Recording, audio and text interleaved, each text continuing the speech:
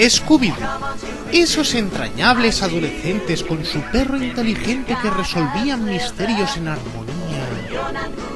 Hasta que apareció Scrappy. ¿Qué demonios? Scrappy era cargante, irritante, horrible. La gracia del perro Scooby era su cobardía. Pero ¿qué gracia tiene un perro buscón? ¿Acaso los perros no son buscones por naturaleza? ¿Por qué metieron a Scrappy en ese grupo? Me voy a mi planeta. No volveré nunca más. Adiós.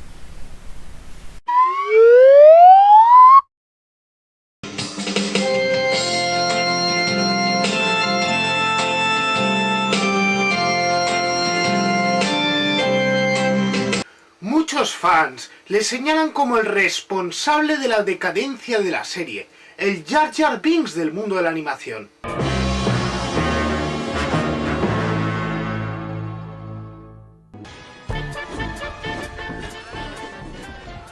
Jar Jar Binks era una idea de George Lucas, productor con ideas tan adorables para personajes de películas como los Ewoks o el Pato Howard. Jar Jar luce el honor de ser el primer secundario estelar realizado completamente en animación CGI. Le daría un look innovador y tecnológico a la película, a la vez que su carácter cómico y bonachón harían las delicias de los niños.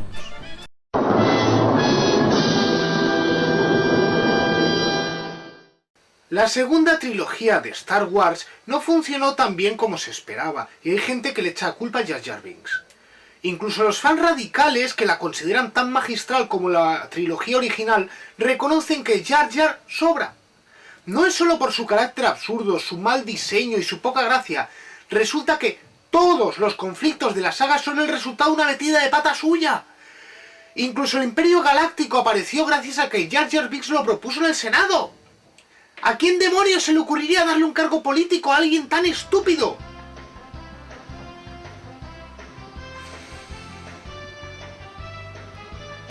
De todas formas, la torpeza de la amenaza fantasma va más allá de añadir un secundario irritante. Sería muy simplista señalarlo como el asesino de la franquicia, y al fin y al cabo, la saga anterior ya contaba con personajes casi tan absurdos e irritantes. Ah, ¿pero hay personajes de Star Wars más absurdos e irritantes que C-3PO? Si prácticamente es el primo Oliver de la saga. ¿El primo Oliver? Sí, hombre, de la tribu de los Brady. ¿Es un anime ochentero? Es una sitcom de imagen real de entre 1969 y 1974, de una familia americana perfecta, con muchos niños encantadores, guapísimos, diarios. El caso es que la serie tuvo mucho éxito, hasta que los niños empezaron a crecer. Para solucionarlo, añadieron a un nuevo niño, el primo Oliver. El primo Oliver era gordo, feo, tonto, torpe, chirriante, hiperactivo, y a los guionistas no se les ocurrió otra cosa que inflarlo de protagonismo.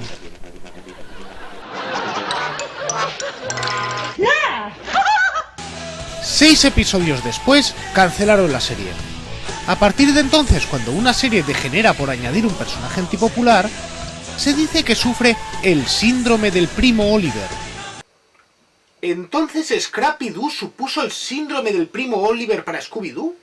Scrappy apareció en 1979, cuando la serie llevaba 10 años en funcionamiento. Una serie como Scooby-Doo, que consiste en repetir la misma trama una vez tras otra, no puede permanecer fresca más de 30 episodios.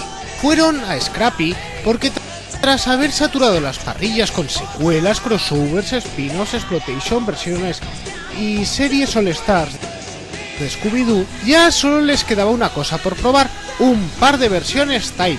En realidad Scooby-Doo con Scrappy ha durado 9 años más, así que no creo que podamos decir que ha matado la serie.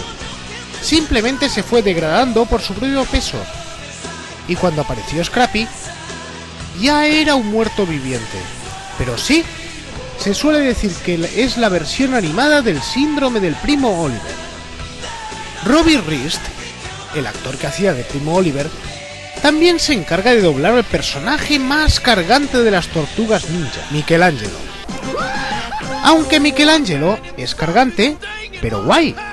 Vale que en los cómics no es tan payaso, pero quizá al ser un personaje del elenco original y formar parte de un grupo de personajes con personalidades opuestas, queda bien. O quizá no ha envejecido tan bien como crees. Como sea, no es un personaje tan cargante como Eric, el caballero de dragones y mazmorras. Eso es trampa. Eric es un personaje deliberadamente cargante. Para que sea más divertido humillarlo, no es un problema que un secundario sea cargante por algún motivo. ¿Como Piolín?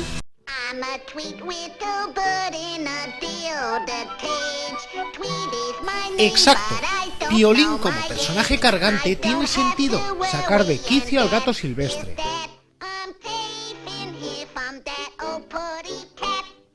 Luego, a raíz de Space Jam, cobró protagonismo, se llevó bien con los otros Looney Tunes y se puso de moda.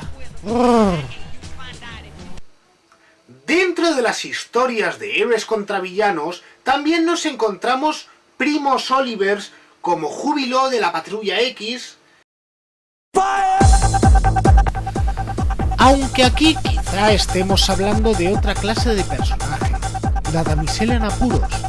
Un personaje cuya única función es meterse en problemas para que el héroe tenga una historia.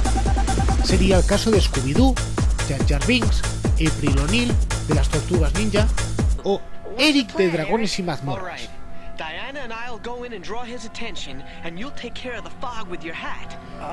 Otras damiselas en apuros tan conocidas como odiadas serían la princesa Daisy y Robin, el Chico Maravillas. A menudo las metidas de pata de la damisela son tan frecuentes, obvias y evitables que ¡boom!, se convierten en un Primo Oliver.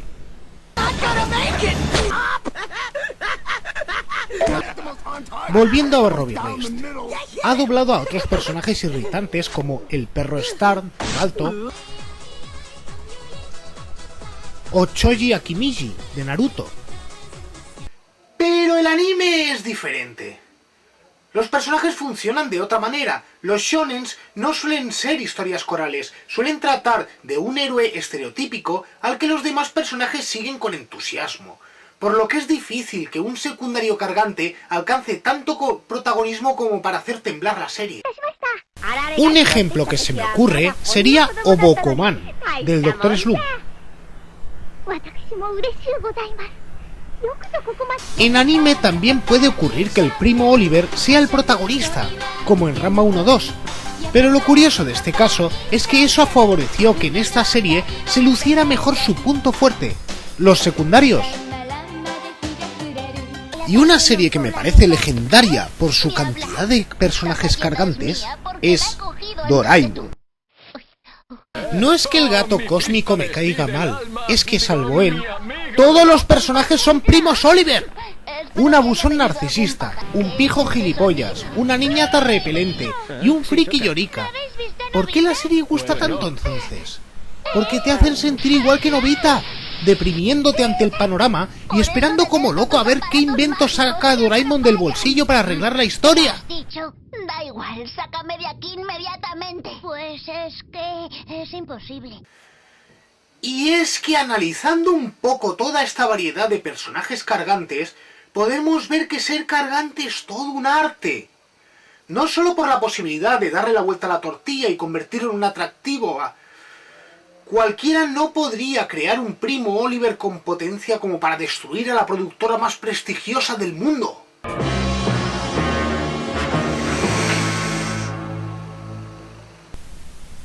Me voy a mi planeta. No volveré nunca más. Adiós.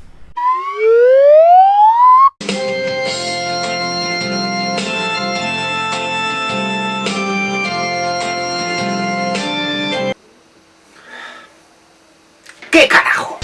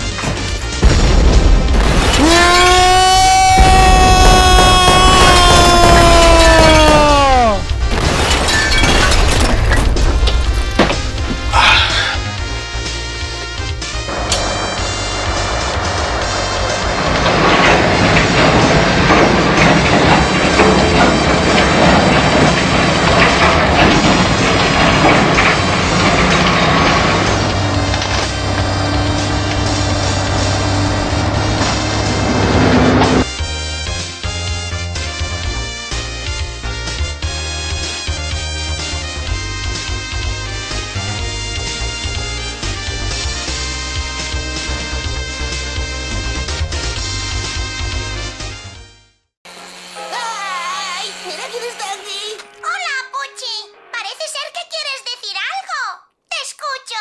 Sí, por supuesto que sí. Ahora he de irme. Mi planeta me necesita.